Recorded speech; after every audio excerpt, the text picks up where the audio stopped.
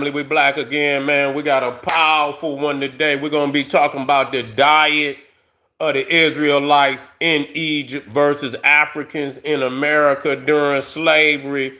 We're gonna show you. See, this is what need to be brought up. We are going to show you how much better the Israelites lived in Egypt, even during what they call slavery, even though it was fictional. They was living better in slavery in Egypt than they was in freedom out in the desert with them goats and them camels. You see, we're gonna show and prove that Egypt elevated the life of the Israelites beyond any personal advancements of their own. They didn't even have the ability to pull any of that off. So we want to talk about that today. How the Israelites was in Egypt eating good. They was in there eating good. And we got the documentation. And so what happened is that after the Israelites leave Egypt, they go into Moses then took the Israelites into the Sinai desert. And they say they thirsty, they hungry, they starving out there. And they look at Moses, they say, man, you done brought us out of Egypt to die? You done brought us out of Egypt to starve? You see, and they can make the comparison of what they was eating out there in the desert versus what they was eating in Egypt. So when we go, we got the documentation right here. We got this is Exodus 16:3, and it says, "For you have brought us out into this wilderness to kill this whole assembly with hunger." You see, so they accuse Moses of, bringing them out of Egypt to die in the desert. Okay, to die in the desert. So they show you right there that they had become very comfortable because when they came in, they was goat herders. That's where they lived out there in the desert. So they had come into Egypt and had got comfortable in civilization. They had got comfortable in civilization. And so, and so the thing is, let's go down here to what they ate. The documentation of what the Israelites ate when they was in Egypt. If you go to Numbers 11, verse 5, listen to this. I want y'all to listen to this now. We remember the fish which we ate in Egypt freely. Okay? Freely. So the thing, number one of their main staples of food was fish.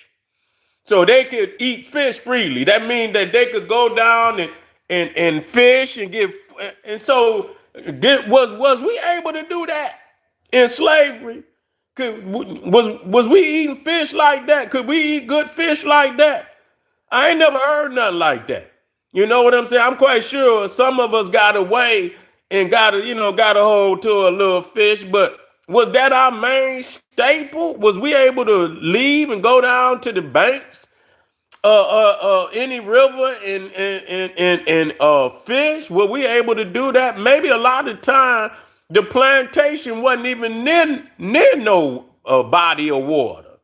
Yeah, they wasn't even near no body of water. And so, so now another thing which they ate, it says, we remember the fish which we ate in Egypt freely, the cucumbers, the melons, the leeks, the onions, and garlic. It sounds like they had a pretty decent diet. You see what I'm saying? That sounds like you had a pretty decent diet. You got fish, you got your meat, had cucumbers, had melons, you had the leeks, the onions and garlic. We didn't have that. I don't believe we had that over here. No, you got slop. You got slop, you know what I'm saying, over here in America. So we didn't have nothing like that. And so I would imagine that was very upsetting for the Israelites when Moses took them up out of Egypt and took them out there in the desert.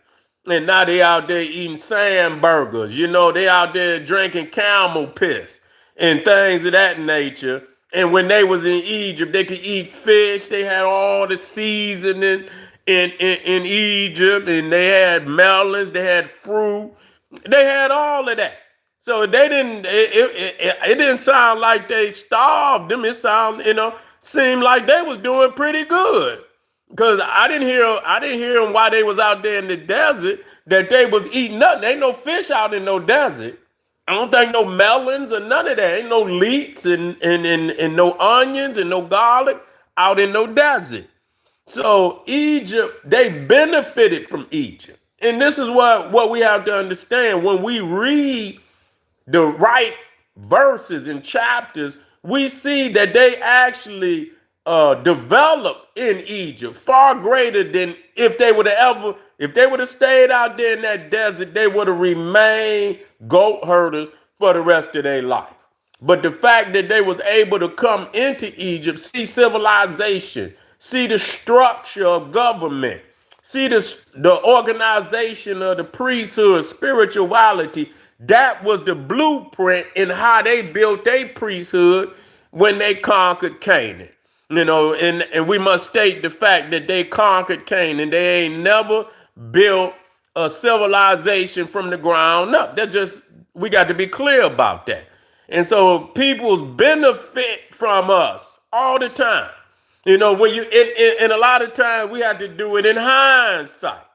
You know, it's a lot of time when it's right there in your face, a lot of people take that for granted. You see what I'm saying? Take it for granted. But in hindsight, just like, you know, they talk down on Egypt, they put all these nasty verses in the Bible about Egypt, how wicked Egypt was, how, you know, how they worship all these idols and everything. And soon as Moses took them out there in that desert, and, you know, and they didn't have access to Egypt, they seemed like for real that they were living far better than they ever did out there in that desert. And they really chastised Moses for that. You know what I'm saying? To where he had to go to God and say, could you do something for him? Because if not, they probably gonna lynch me. You know what I'm saying? They probably gonna lynch me because I done brought them away from Egypt, you know? And so it was many times where God had to feed them. I remember one where the manna came from the heavens to feed them, or they was thirsty and water came from a rock and all of this. You see all of this mystical, magical miracles that had to be performed to feed these people, but they benefited from us. That's the reality of it. And I had to, you know, and this is critical. And so they need a reason to justify why they turned on us. They need a reason to justify why they turned on them. Because if you see, for the most part, that it wasn't like our slavery where the white man came and got us. We was in Africa. Okay, we didn't go to Europe and no, we didn't go. We was already there, but we didn't go and say, here, enslave me. You know, we were in Africa minding our own business, and they came, kidnapped us, and carried us here against our will. The Israelites, Abraham, Joseph, Jacob, all of them came to Egypt. Nobody went and got them. So they could have stayed where they was. The Egyptians did not have slavery.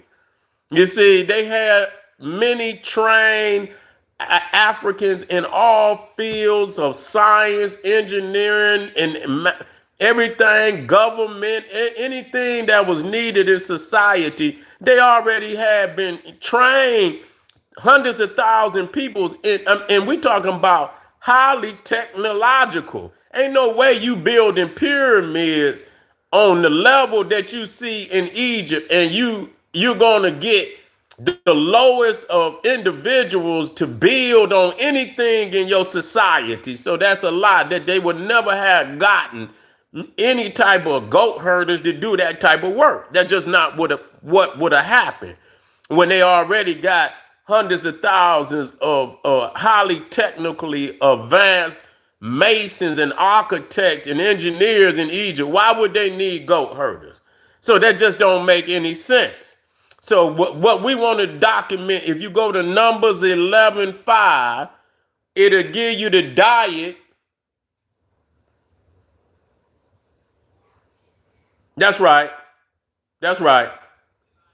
That's right. And more cruel. So it shows why they was in Egypt, they was really kicked back. They was really kicked back for the most part, because a lot of people don't know that they was in Egypt 200 years before they was enslaved, according to the story. I'm not saying that, but according to the story, they was in Egypt for 420 years. 200 of them years they was free. So I mean, we talking about they was living high on the hog. They was living high on the hog. You see? They was living high on the hog. Uh-oh, what's wrong with you, Michael? You done lost your mind? What's happening, man? What's going on, Michael? You got a comment? I mean, anybody got a comment about the topic? You could go ahead and throw something down in the comment. I might answer one or two of them while you got a chance. If you got something you want to throw in there, go on and throw it in right now, family. I might answer one. I might answer one. I might answer one question. If not, you're gonna have to put it in the comments after the what's going on, Michael? What you upset about, Michael? What you upset about, man? Tell me. We're exposing the fact that the Israelites benefited from Egypt. Now they want to talk down on the Egyptians. Is that what it is? Is that what it is, Michael, man? Let me go and drop this link in here right quick.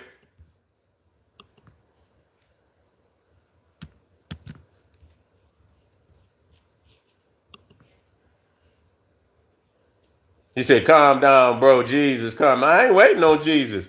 You calm down. You wait on him. I'm too busy. He gonna have to catch me on the move. I'm gonna be making moves. I ain't gonna be waiting on nobody.